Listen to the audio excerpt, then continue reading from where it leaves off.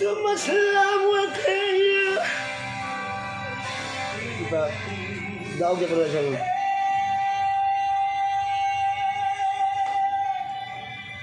At yan ang back-to-back kapatan ni Charmaine at ni Baron. Pareho very powerful. Ano kaya masasabi ng ating inampalat? Mama and Kuya Kim, alam niyo, ang ganda ng laban. Pareho silang may strengths and weaknesses. Yung isa, medyo challenge sa intonation, yung accuracy sa notes. Yung isa naman, I think nag-develop